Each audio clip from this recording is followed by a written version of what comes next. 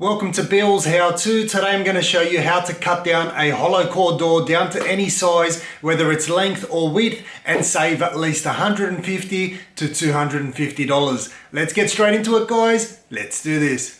So we've got a hollow core door here that needs to be cut down to size. Now generally we get these custom made, however the price of everything is literally skyrocketing and we've got a 2-week turnaround. The customer in this particular case wants to save as much money as possible. So what we've done is we've got the next size up from what we need. I'll give you guys the measurements in a bit.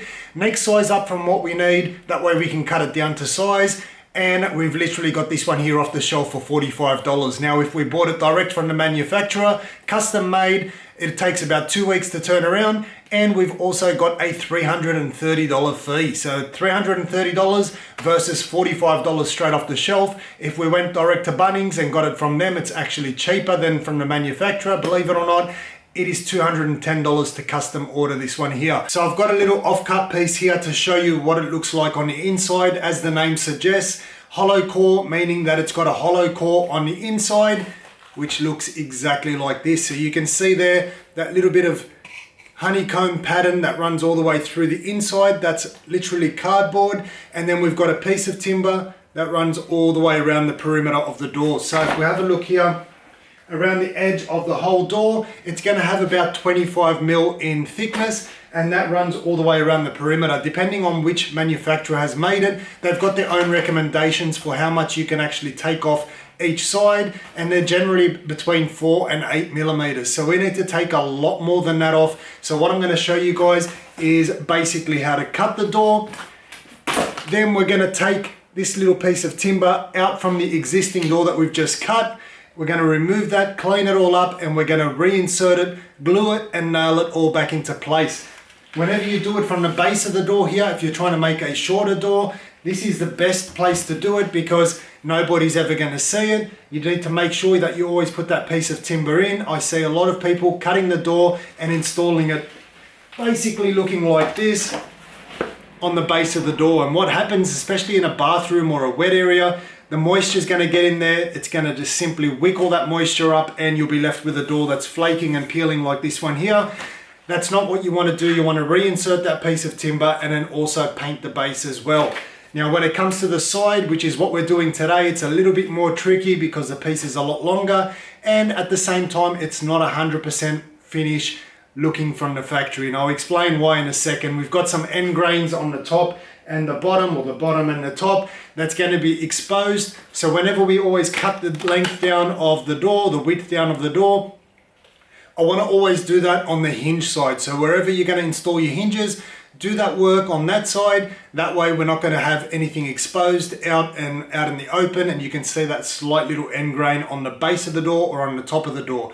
It'll make sense in a second. So this door here is 720 millimeters in width, straight off the shelf. We need to cut it down to 683. So what I've done is I've installed the little fence or the little guide here on the edge of my circular saw.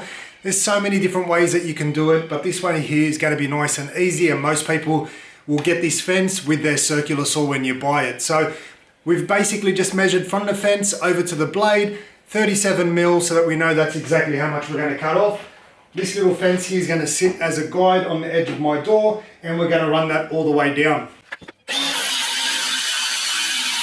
So now that we've got that edge there cut, you can see that we've still got that piece of timber inside. And all we're going to have to do now is just delaminate this little laminated area on top. The veneer needs to come off. We're going to clean that all up so that we can reinsert it. And I'll show you guys what the door looks like from the edge now. So if we have a look at the edge that we've just cut, you can see we've got our honeycomb center right there. And this is literally cardboard. You can push it out of the way with your fingers, which is what we're going to do in a second, so that we can reinsert everything straight back into here, glue it, and nail it in place. Then we're going to clamp it all down nice and tight. So depending on how much you've actually needed to cut off determines how easily this one here comes off. If you've got a bit more meat here on the side, a lot of times you can just pull these apart, but because we don't have much to actually bite onto, not much leverage, we're going to have to get a little bit creative. So I'll start off by removing these little cardboard pieces on the inside. You can use whatever you have laying around, a chisel, scraper, You can do this later or you can do it now, but I just want something clean to start off with. Alright, so we've got all that internal honeycomb section out. What we might do next is try and separate these little end grains, which is a little rail, I think it was. We just might knock these ones here out with a hammer.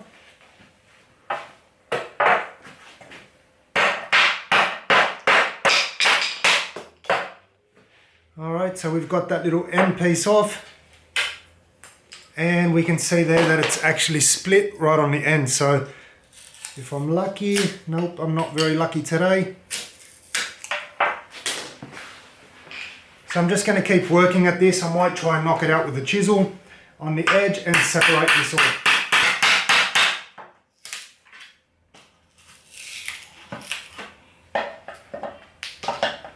Alright, so I'll just show you guys what it's looking like at the moment. So we've just hit it with the chisel a couple of times. And you can see that edge is starting to come off. So that's what it's going to look like. I'm going to clean this whole veneer off our little piece of timber here. Then I'm going to come back and I'm going to show you guys how we're going to clean this little edge off here as well.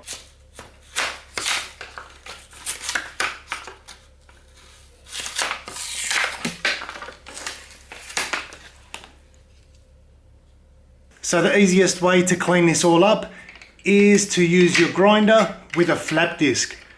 Now if you haven't seen a flap disc before, it's basically a disc with little bits of sandpaper all glued together. One of the best inventions out there. Once you use it once, you wish you always had it with you.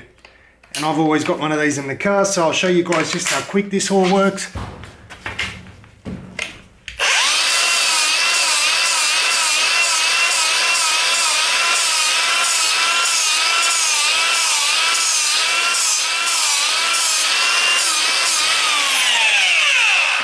And if you have a look at that section that I've just cleaned up, that is now perfect. So I'm going to quickly clean the rest of this one here up.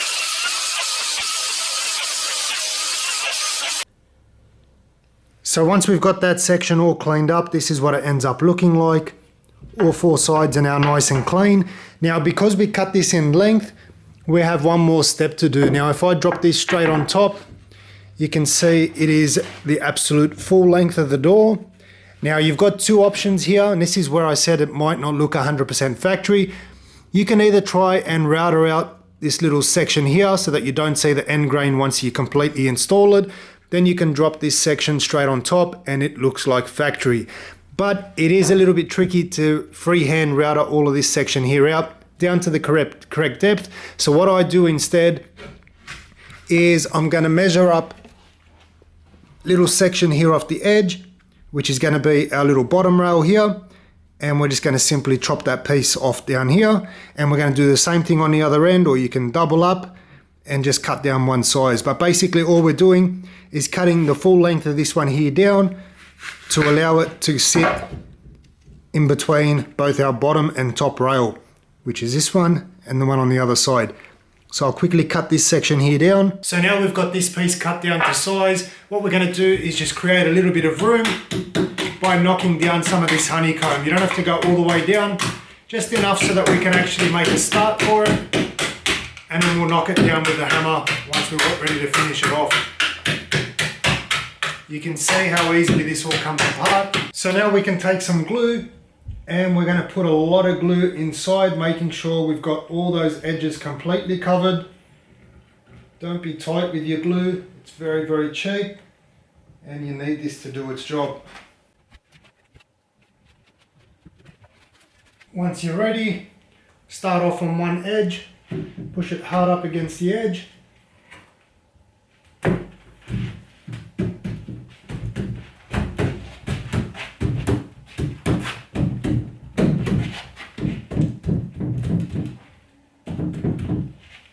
Then we can take the hammer and tap this one here down until it's nice and flush.